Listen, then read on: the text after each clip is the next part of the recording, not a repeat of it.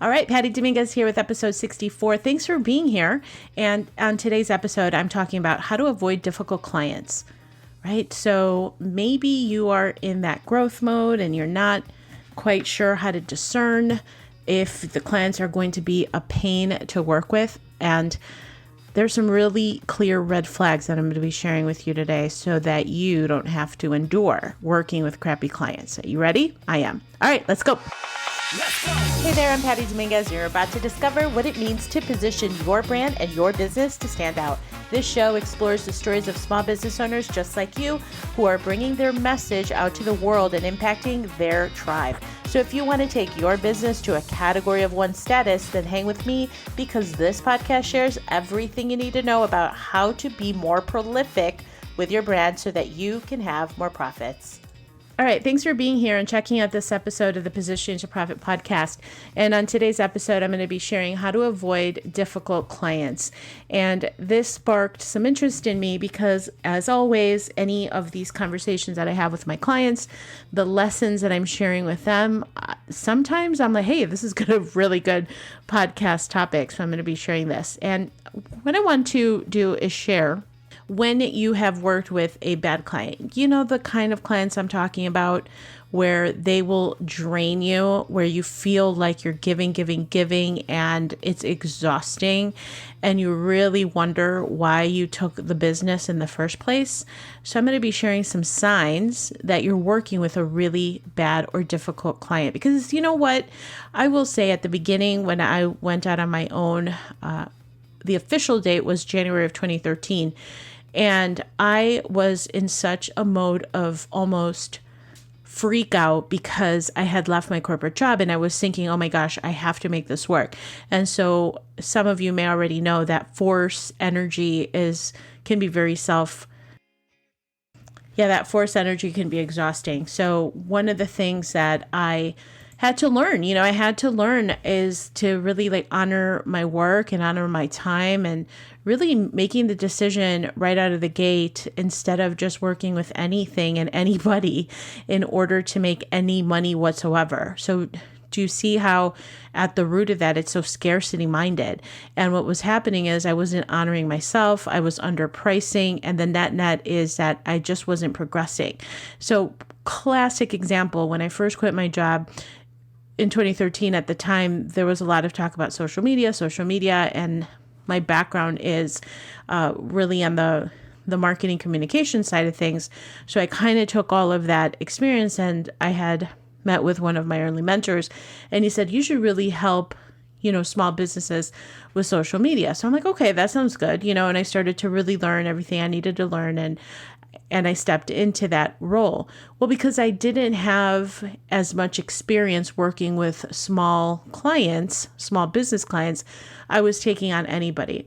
And one of the clients, and they will remain nameless because that is neither here nor there, but I was working with him and I was giving. And when I did the social media management initially, and then he was in Chicago and I would have to drive to meet him at his work, and I think I was charging $300 a month. I mean, I was making myself crazy. I was not only doing all of the social media, but also the email campaigns and email cleanups. It was kind of migrating into me being his assistant. It was a nightmare, right? It was just a nightmare, and it didn't feel good, and it became really heavy. And what you need to do instead is, if you find yourself in that situation where you're overworking, underpricing is such a big deal. You will attract the absolute worst types of clients when you're pricing yourself cheap, because this is everything I talk about from a differentiation standpoint. Where there's a lack of differentiation, what happens is you're seen as a commodity. And when you're a commodity, all things being equal, your prospective clients are going to make their decision based on price and run for the hills. You do not want to be in that space of the lowest, cheapest Walmart option for what you do if you have a service, right? If you're a service provider, the absolute worst thing you can do. Instead, really take inventory. Here's what to do instead. Who do you want to work with? Being clear about that is super essential, because if you're not, it's like literally going going on a fishing trip saying, okay, I'm hungry, I want to catch some fish, and just, going out there and not really realizing that you can pretty much catch anything. So the other thing is, when you're coming from this space of convincing, chasing, hunting, that energy is not only absolutely exhausting, but take inventory, because I have been there. Have you ever been in a situation where they want to schedule a call with you, and then another call with you, and then another call with you? You have lost all control of how that conversation could potentially go.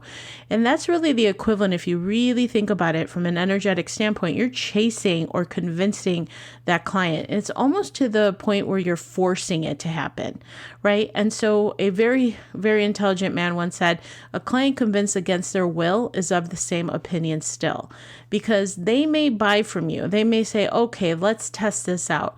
But just understand that you have preset that entire engagement to be problematic, because if you started out with chasing, convincing, and almost forcing, you've kind of set that ebb and flow into existence. And there's a high probability that you're just going to be carrying that client or pulling them along, like just, dragging them along for them to move forward if they're so resistant, if they're not necessarily 100% bought into what you can do or why it's valuable for them. And again, if you're in that convincing mode. And really, that is an exhausting place to be. I remember being there in that space as well, and really feeling like they're just not listening to me. They're just not seeing what I can do for them. If you're being in that place of force, I highly encourage you to take inventory and recognize that the engagement starts from that very first conversation.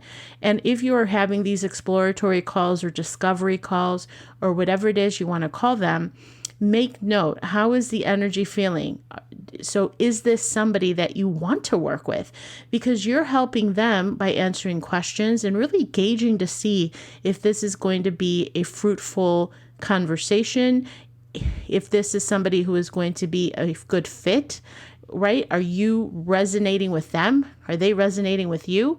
It's super important. So it all starts from that very first conversation. So I really encourage you to switch out that energy of convincing, chasing, forcing things to happen, really coming from a place of force and saying, I have to sell this package because otherwise I'm going to lose it all. That is such a desperate energy, and all you're going to attract is a whole bunch of craziness, to be perfectly frank. Okay. Another thing, or another way that to avoid difficult clients, is by recognizing sometimes there are going to be clients that you work with initially, and maybe you had this preliminary engagement and it was a good situation, but then something kind of goes off rails, and there's a difference between course correcting, where you want to make good on maybe something that went off rails, or something didn't transpire the way that you thought it should, or maybe there was some kind of an error or mistake. Hey, that happens, right? And so the best thing to do is course correct. What I'm talking about is different. What I'm talking about is that feeling of, he's just not that into you, or she's just not that into me, meaning it's just not a good fit. That feeling you get when you're working with someone, it's heavy. And to be perfectly honest, you see that call on your schedule and you're like, oh, I got to work with this person. Oh my God, this is really going to take up a lot of my energy. And you're dreading working with them. Listen, there is nothing wrong with you taking note and saying, you know what, I'm not feeling that it's productive, or we're not really forging ahead. And just remember that feeling of he's just not that into you. It's probably a very real feeling. And I've experienced that as well. It was a very big engagement for me, and I started to work with this company, and unfortunately the resonance was off. We weren't a match. Really nice people. I wish them well, absolutely. But we had this very frank conversation. And I even said that. I'm like, yeah, you're just not that into me, and I'm not that into you. So we parted ways, and it was a lesson in just being honest and being very transparent, and recognizing that it's okay to pull out of those types of situations if it's starting to feel heavy. You don't want to be there. You don't want to exert all of that energy in the name of saving face or saving that client, or maybe it's a really big retainer and you're like, okay, I'm going to hold on to this. That it just ultimately it's just going to exhaust you and drag you through the dirt. As a matter of fact, with that particular client, I had gone on a road trip and it was a whirlwind of activity. And it was just feeling really heavy. As a matter of fact, it was a road trip on the way back. I got super sick after that trip. I had walking pneumonia that lasted, I want to say, a good 5 weeks. So my body kind of gave in. It was telling me, stop this madness. It's not working out. And that's really when I had that realization, like your body will manifest these feelings or symptoms, or maybe you're getting a headache or something will happen, or a stomachache or whatever. It's like, it's so interesting how that happens. But I really encourage you to just take note of if it's feeling heavy, it's probably not a good fit. And there's a big difference, again, between having an engagement where you made a mistake and you're course correcting because it's the right thing to do, versus really feeling like this isn't where I'm supposed to be. The engagement is heavy. The energy is off on this. It's not mutually exciting, right? They're not excited about you. You're not excited about them. So that's another way to avoid those types of clients, because inevitably it's just going to get worse and worse. Okay. Another example of how to avoid those difficult clients or situations that start to creep is exactly that. When you say, that's okay, I'll do it, that leads to scope creep. And scope creep is never your friend. It's an example of giving until you can't give any more. And so there's this energetic imbalance here because you can't give without it being like the reciprocity is off, right? The reciprocity isn't there. And so it causes a whole lot of exhaustion when you're over giving without the boundaries in place, without your boundaries being really clear of how much you are willing to give. And so I have absolutely been guilty of that, where I'm giving because I thought that was a way to make my clients happy. And if you're over giving without really respecting your work, why would they respect you if you don't respect yourself? So this is very nuanced. Absolutely. It's always a good idea to create happy clients, but there's a difference when you're creating happy clients, but the boundaries are there. And this is about making sure that you're not burning yourself because of this fear of loss, the fear of loss that the client will leave and all this. So that I have been very guilty of with scope creep, where things go completely off rails. And in my haste to want to make it right and to want to accommodate the client, I was over giving. And that led to burnout and to a whole host of absolutely horrible situations that thankfully are all over. And I am so blessed for the lesson. It's such a good experience because it taught me to respect the limits of what I'm willing to do for a client, right? To respect my work, respect myself. Okay. Now, the other thing is, with all this, one of the things that I never really took note of is really being specific about who I want to work with. Yes, this is leading to that avatar conversation, but really recognizing the clients that you do want to work with, the ones that pay on time. It's something I talk about quite a lot in my course, Positioning to Profit, in the work that I do. And it's not just about the avatar, geographic, demographic, or what have you, but really understanding what it is that you stand for and really putting in that foundation so that you're attracting, so that the resonance is there. There's a lot to that. And it's very important that you level set that right at the beginning so that you're innately attracting, so that you're congruent, so that your message is congruent with who you want to attract, because you are not for everybody, just like I'm not for everybody. And that's okay. Right. And so what if things could be easy for you? What if your work could be easy and enjoyable? And so through all of these lessons, very important lessons of how to avoid these difficult clients, now I avoid them because when I was in it, I didn't realize it until I learned the lesson. So what I want to do is save you from having to endure those situations that, quite frankly, are, just like I mentioned, exhausting. they will lead to burnout, and you're just going to want to throw in the towel more than once, right? So in order to avoid that, you really want to build a business that is rooted around what it is that matters to you, so that you can be congruent, show up congruently, and so that you can attract exactly who you want to attract, right? Because here's the deal. Because I've gone through that exercise, because I'm very specific on who I want to work with, I am not afraid to say no if a client is not a good fit.